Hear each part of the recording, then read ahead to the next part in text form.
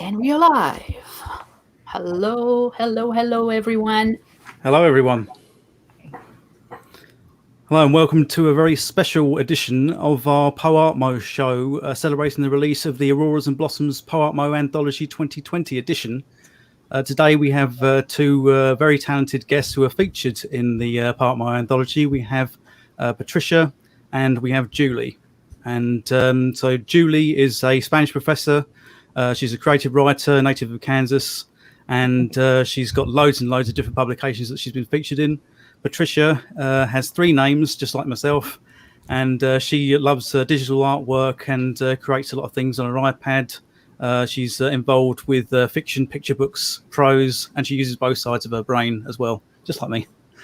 Anyway, so we're very, very happy to have you two ladies here today. Thank you. And we've just displayed your websites on our prompt, so people can check out your individual books there as well. But that's the reason for the show today. It's kind of like our debut episode of the PoArtMo Show, because we used to do a poetry show, and now we've evolved into art, and writing, and lots of other different creative sort of types and things. And we're very happy to be celebrating today because we're actually putting out, like I say, our PoArtMo Anthology. It was available for pre-order a month previously, but this is the official launch date today. And we've got about 40 artists on in the actual anthology. Wow. And we're featuring things like inspirational drawings, essays, flash fiction, paintings, photography, poetry, and six-word stories. So we've got a huge, different, diverse amount of people and diverse amount of talent in the anthology. And it's all inspirational, positive, uplifting stuff to help us all make us feel better and enhance our creativity. I think if we all kind of flick through the anthology and just give us good vibes, I think for the times we're in at the moment. Yeah. Mm-hmm. So what we'd like to do today really is to interview our two ladies that are featured in the anthology. As I say, when we created this anthology, it's something that we thought about to rival NaPoWriMo, National Poetry Writing Month. And that's how we came up with the concept. We decided we wanted to have a specific month to celebrate positive art, so we picked June as our month. But we also wanted to extend it throughout the year because we felt like, unlike NaPoWriMo, everything's focused on April and then everybody forgets about it after the month of April. Whereas with PoArtMo, we wanted to say, so that's why we call it Positive Art Moves as well as Positive Art Month, because it can be utilised all through the year. But the official time to create for 30 days is June. So and we passed that point, and now we have the anthology as a means to celebrate all of the wonderful work that came out at that sort of time period as well. So as I say, what we're going to do today is interview two ladies that have been featured in the anthology. They've got pieces in there that we really, really adored. So we'll start off, I think, with Julie. So tell us, Julie, what's your particular artistic background? Well, I always dreamed of being a creative writer when I was little, and I read a lot, and I think that's what fed that dream. And I have focused on poetry and prose in different forms. I've also focused on my academic writing. I've never really had a lot of training of any sort in creative writing. It's been a lot of kind of trial and error, getting feedback from peers and mentors in that way.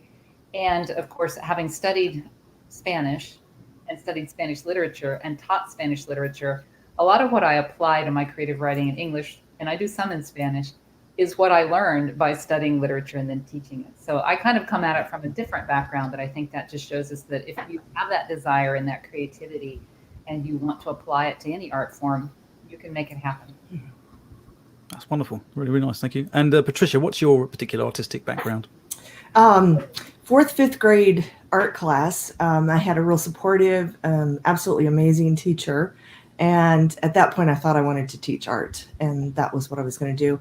As the 80s were promoting women in engineering, and I had the aptitude for physics and chemistry, I went that direction. And as I was standing in Iowa State, had some art classes on the side, and I'm thinking, do I really want to test the tensile strength of metal in a lab for the rest of my life? So I switched to architecture. So I have 2 degrees in architecture and a partial master's degree in international development studies using like indigenous materials to build housing for countries that don't have those resources, or using their resources. And then I've studied individual artists at various points in my life, just master classes and things like that. Wow, it's amazing. Wow. Impressive. Ladies, impressive. And I see we're talking about teachers. Teachers are great, right, Julie? I know you agree. So our next question for you, and Patricia, you'll start this time. How does a piece of art begin for you? I suppose it depends on which time of the day.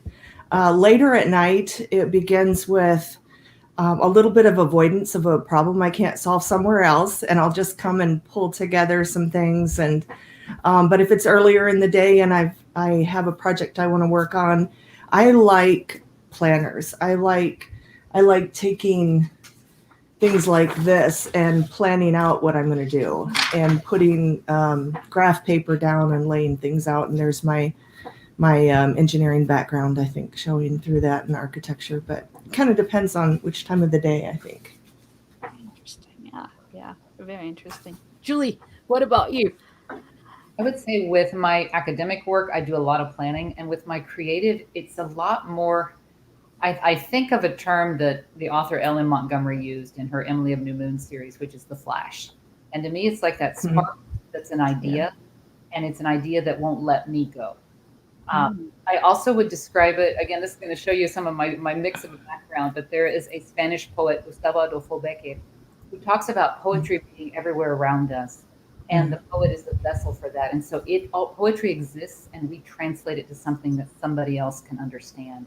And so I know that sounds a little bit maybe intangible and mystic, but I would say it is that. It's an idea that gets a hold of me and doesn't let go of me, whether it's prose or poetry. Interesting. That's exactly the same thing for me. So it's fascinating to find someone who actually works that way.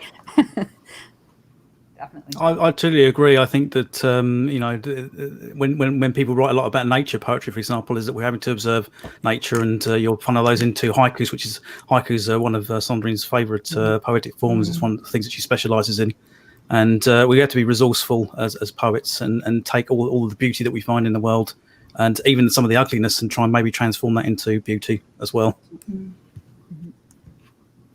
So. Oh.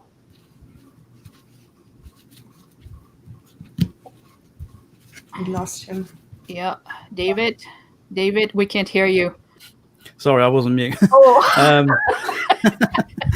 Let's start again. So anyway, we'll go with Julie this time for the third question. Julie, what does your work focus on any specific themes or social commentary? And if it does, how obvious do you want that to be, or how difficult do you want that to be for people to uncover that when they're looking at your work? I don't think that I set out usually with social commentary. You mentioned nature, and I like to write a lot about nature, but I write a lot of different things too. I think mine is often more at a personal level. When there is a struggle, especially in my prose, it's more of a personal dilemma or a personal struggle for a character that somebody else might be able to relate to. And I would say it's not necessarily always obvious. Sometimes I get some little zingers in there. I wrote a humorous piece recently that was about the toilet paper shortage and everything else going on, because it just seemed it should be absurd. And so I decided to make it absurd and feel frustrated about it. And so now and then there will be some, but a lot of time mine varies so much. As I think about it, there is just so much variety, but I don't tend to write as much social commentary, I would say, as perhaps other authors do. Yeah. I can understand why, because I mean, if you do take that stance, then you're already kind of siding with one sort of side versus the other in arguments and things. And it's nice to be able to put hidden meanings in things and then see if people can uncover them as well. You know, it's always pleasant when people do, and you get that feedback and the comments on your work as well. And how about you, Patricia? Do you same question to you? Do you have any specific themes or that you want to be relevant in your work, or do you hide particular things in there as well? I think I do. I do layer meanings and I'm probably a little more complex in the structure. I create different structures. So that's what drew me to the two of you, and just that you created forms of poetry I thought was fascinating. But with the mathematics and, trying to put that together, I like the controversy, but done in a way that favors both sides. So when I talk about technology, a larger fiction series I'm writing and some of the children's books focus on technology as a villain, but also as the means to solve a crime. So it's a balance of this isn't bad if it's used properly. So I think I will do that with poetry. I'll have one stanza that's this is sadness and this is joy, and end on a positive, hopeful note. Excellent. That's a very good stance to sort of take, as I say, because if you are going to take one particular side in an argument, then you might end up turning off a lot of other people. It doesn't mean that you have to take a wrong kind of sort of stance. It's just that the way people interpret things can be very subjective in terms of their background and their upbringing. And it's as you say, it's nice to be able to put these messages in there, because some people's work is very blatantly with these sort of things, and it's nice to be able to leave your work open for interpretation as well, because I think things can get very flat. You won't want to reread things if something is very, very clear as well. Sometimes it's nice to be a bit abstract. I do it with my poetry a lot. Sometimes I will, I just won't end something on a straightforward note so that people can interpret in their own sort of way. Yeah, I like that. So that's really nice. And really, social commentary is wide, is large. And you were talking, Julie, about toilet paper. It can be that kind of things as well, because you're turning something that, is very contemporary and very common current into something humorous. And this is also something that can be inspirational to others and force them to look at things out like, we don't have toilet paper, but at least there's something else that we can think about because we're having fun. It's funny. The poem is funny. It makes me think about what I can do as a human being to make things better, even at home. So that's really what it is as well. For the artist, it can look like something very trite and very meaningless, but a reader may interpret it as something very inspirational. So that's what I really like about poetry in general. So really. So our next question to you both, and we'll start with Julie this time. Who and what are your biggest influences and why? I have so many because of having studied languages. I mentioned Emma Montgomery when I was growing up, and still, I'm a big Anne of Green Gables fan, and I love her purple prose. I love how her prose is poetic. I'd love to read poetry. And I like her humor. If you're talking about getting some zingers in, there are definitely some in there. So from a very early age, reading Montgomery really helped me kind of feel the pulse of prose that could be poetic prose. In the Spanish world, I am a huge fan of Isabel Allende. She wrote The House of the Spirits. And what I love about her is the way she can take these generations and show how one different generation of a family, what they do leads into what happens to the next and so on. That combination of history with the family, again, the personal struggle, but within that historic context is just fascinating. So that's more on the prose end. And poetry, I love the Nicaraguan poet Rubén Darío. He was a modernist, and a lot of his poetry, I mentioned Gustavo Alfabete from Spain. And I have always, I like the romantics in English. Again, I think it's the musicality of the verse that calls for me. But this is real big mishmash that makes up my basket of influences. Patricia, what about you? I had a dance teacher at Iowa State. I don't know if I actually have a minor, but I took enough classes I probably could have. And I probably 11th grade was when I started ballet and contemporary, and I got into the choreographer. And she was so helpful at pulling out some of the emotion I'd kind of hidden from childhood trauma. So that was very, very impactful. I used E.E. Cummings' poetry for one of the dance pieces. I really like that. Dr. Seuss, as an adult, reading some of the Same things. Julie mentioned the romantics and in art, the Impressionists for sure, and Van Gogh, his lighter work and the brightness of lots of the colors blending together are very, very impactful to me. Yep, so it really is a, a whole versatile load of different influences. I think that this is the thing as well. I find that we can't just be influenced by one particular area or thing. I mean, if we are, I find that things don't really take on much of a dimensional sort of flavour. With lots of different influences, I'll never ever find. We often sort of school people about how to beat writer's block, or what are your advice about writer's block, or even artist block, and what is stopping you. And a lot of the time, it's just go out and do something different. Go out and appreciate some different influences. And maybe that will unblock you. It might be that you have to stop for a while, but generally I find that it's if you research things and try and be passionate about lots of different areas, if you go off one particular thing or person for a while because you've been doing a lot of it, then you can always come back to them again in the future, but use some of your other influences and things that you're passionate about. So that's really, really good. So let's go with Patricia. I think this time, what would you say, Patricia, would be your dream art project if budget or time wasn't a factor at all? I wrote the answer to that, and I'm not sure because I tend to go from one project to the next. I like it all. I like the process. I like creating. So maybe something I didn't have to finish, because sometimes that very ending finishing feels, I don't want to say a letdown, but I like the process.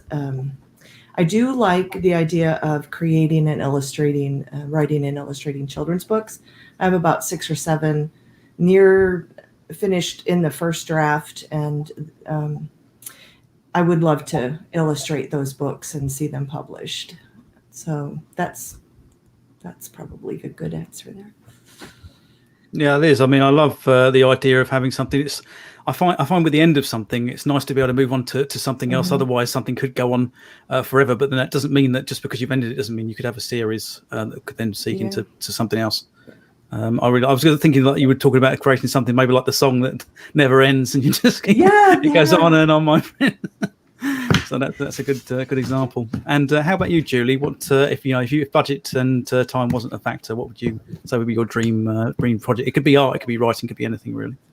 So I thought about this, and I think since I am a college professor, so often it's stealing those moments of time, and I've gotten good at it, but I wish I didn't have to be good at it. I wish I didn't have to say, oh, I have half an hour, I'm going to sit down and I'm going to work on this, or it's summer, I'm going to allow myself 6 weeks before I turn around and do planning for the next semester, or I'm going to take a day around Christmas and the rest of the break planning. So my dream art project would be, I have the time, I didn't have to think about anything else. And if we're going to dream, let's dream big. I would say perhaps a nice warm island. My husband could ride his bicycle around the beach. My dog could play. We'd all be there. So when I wasn't writing, we could go spend some quality time together. But just having that nice, relaxing setting and not having to worry about more than one thing than what I was writing on. That's good. Yeah, that sounds lovely. Yeah. Yeah, actually it does. Yeah. That's my dream right there. If you asked me that question, that would be my dream. We'll take that one. Yeah, that's good. And honestly, listening to you both reminds me why art is so important. Because I mean, for me, I don't know if it's the same for you, but as an artist, for me, the goal really is to inspire others, but as well as live a well-balanced life. So really art helps me keep grounded, thinking about the right things in my life, feeling fulfilled and not worry about anything negative. And I think art is so powerful. And I was looking at the comments that people be living in the chat room on YouTube. Thank you very much, guys, for attending today. We had a few comments that I showed on the screen, and I appreciate the focus on craft and process.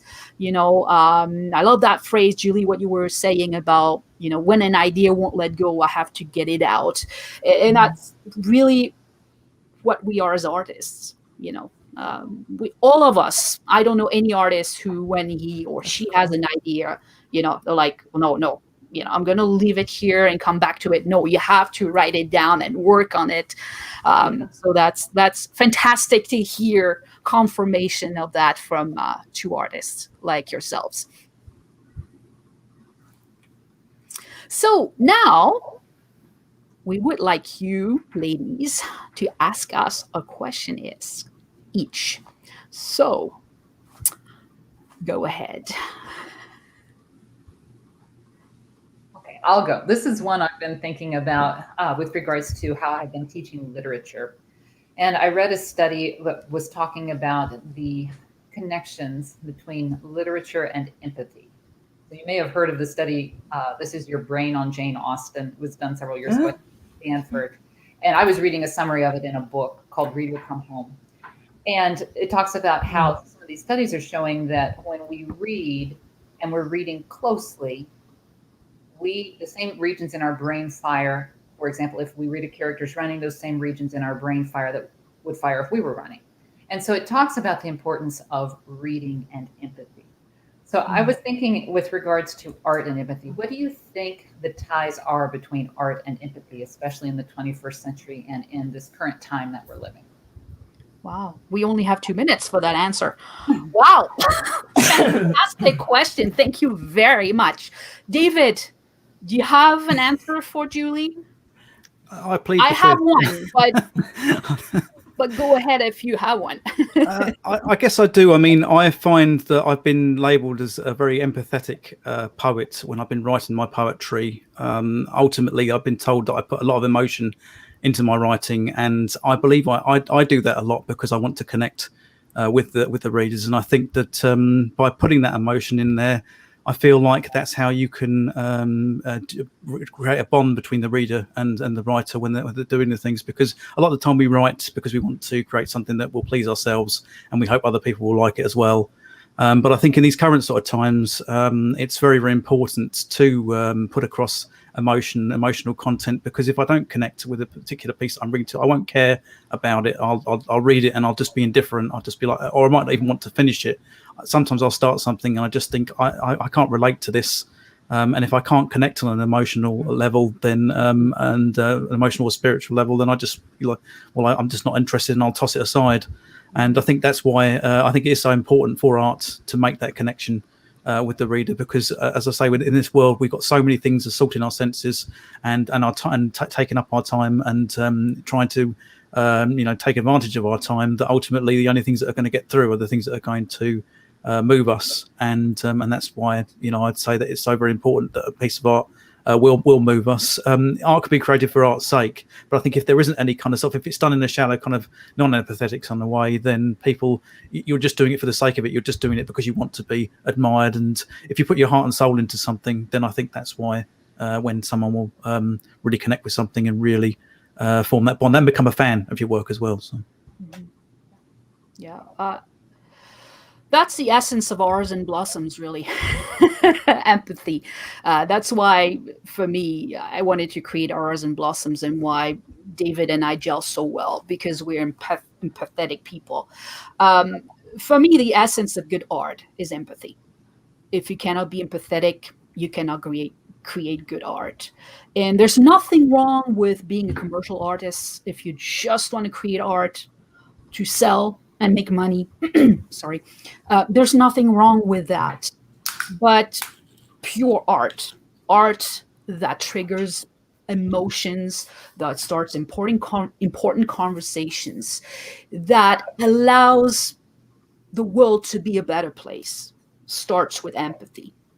And a strong focus on oneself, in the sense that what kind of energy do I want to leave behind in the pieces of art I create? It doesn't matter what you create, but it starts, for me, good art, pure art, starts with empathy. Great. Thank you. Patricia, top that question, please. You have better. So I'm just interested in how you created the different forms. I wrote my first Sestina, and even just looking at how did they come up with that, and how there's so many forms out there, but and there's what inspired you to do the two different forms that each of you have on your website? And I would like to know how you say them. Kind coup and Yep, that's correct. six coup. No, Sisku, because I'm French. Coup. I took poet license on that form, and you were supposed to say six because it's English, but I twisted it, and I'm French, so I said sis, because in French six is six. So I did Sisku, but you can say Sixku. It doesn't really matter. It's just me and my poetic license. So Javen can talk about the kind coup because we created it together, but I'll just talk about the Sisku. I created the Sisku because I'm in love with haiku. I love haiku. I specialize in haiku, and to me, this is the purest form of poetry out there. And I'm also a photographer. So I wanted to create something that paid homage to my love for both. And the Sisku is basically a poetic 6-word story, if it makes sense. But unlike a haiku, you don't count in syllables, you count in words. And you have to have an image. So if you submit to us, for example, on the platform, and you're sending us a Sisku, and you just send us the words without the image, it doesn't qualify it as a Sisku. So that's basically what a Sisku is. It's a poetic, it's a poetic 6-word story, if I can put it that way, and with no constraint about syllables, just the words. So that's basically it. And then for my turn, the kind coup came about because Sandrine really loves writing haikus, and we thought, well, what way could we manipulate the words so that we just create a form that creates positive poetry? So we thought, well, kindness. We came up with kind coup as the name, and also with like Japanese poetry, tanka poetry, we were looking at the kind of specific way the syllables were laid out in that particular form. And we were saying to ourselves, me and Sandrine, we were saying, can we take the best of what we love out of poetry between the two of us? So Sandrine is very influenced by Japanese poetry, including the tanka and the haiku forms. I myself specialise in a lot of found poetry, which is taking various texts. It could be poems, it could be literature, pages from books, and then picking out certain words and making poetry from them. It's also called blackout poetry, sento, cut up eraser poetry. It's got many different names and words. And that's how we came up with the concept. We said, what if we were to try and blend my love of found poetry with the Japanese poetry forms and have it so that anyone that creates this poetry, because we were also worried about the fact that because our magazines are based around inspirational poetry, we didn't want people to give us something like they might be able to take a negative poem, like say something from Bukowski could be quite negative, and then they might write a poem based around using the kind coup format. And then it could be quite a negative poem. And we said, no, the trick is you've got to turn it into a positive poem. And I've actually done that with a lot of kind of negative words and negative poetry, is that all you simply have to do is just do the opposite of what the person's writing in the piece. But so generally, I find that if you want to get a positive piece, you should be trying to use positive literature or positive poems or positive pieces of writing to influence the words that you're going to use. But you can take a negative piece and then find a way to turn the story around on itself and create something beautiful about that. But that's how we basically came to the conclusion to make the form, because we were really kind of sort of keen to work together to create something like that. At Auroras Blossoms, we've been trying to do lots of different innovative sort of things around the basis of creating inspirational poetry, and we thought one of the best ways to do that would be, what about our own poetry form? We looked at Sandrine's Sisku, and we thought that's a great visual kind of sort of form, with the 6-word stories as well that we talk about. That's another way it sort of fits in with all the different things that we have to offer, that we allow people to write to submit to us. And then when we came up with the concept of the kind coup, it was just like, well, we've got the best of all worlds. We've got found poetry, but it's not too restrictive, because found poetry can be quite restrictive, whereas you're only picking 7 specific words from a piece of text. So you can use a very small piece of writing, or you can use a very gigantic piece of writing, and you just have to pick the words that you want to use. And then the skill becomes trying to build something from it. It seems like it's complicated, but I feel like if you follow the rules, The rules are very straightforward, and it's a very creative and challenging form. But once you get the hang of it, then it becomes as easy as pie, really. Excellent. It's true. Thank you, ladies, for your questions. Very good questions. Very good questions. Got to think a lot, which is great. I want to thank you very, very, very much for coming to chat with us today, for being our first official guests. It was a pleasure to have you. We are stoked to have you, to feature you in the anthology, because your pieces were fantastic, both of you. So for those interested in checking out the Auroras and Blossoms PoArtMo Anthology 2020 edition, so long title, the book was released today. It's officially out. If I can show you, actually, if we have, I can share the screen. I'll show you what the book looks like. And there you go. For those interested in looking at it, there you go. So as David mentioned earlier, the anthology is groups, I think 59 pieces for more than 45 inspirational and positive artists, some of the most inspirational contemporary artists you will find around. You can see their names. Julie and Patricia are part of it, and we are glad you found us. So if you want to check out the anthology on our website, you have the link.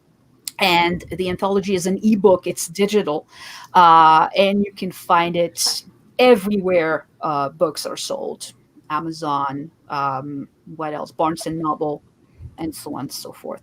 So once again, thank you all very much for joining us. We hope you had a good time, and we'll see you again very soon. Bye, everyone. Thanks. Well, everyone, thank you very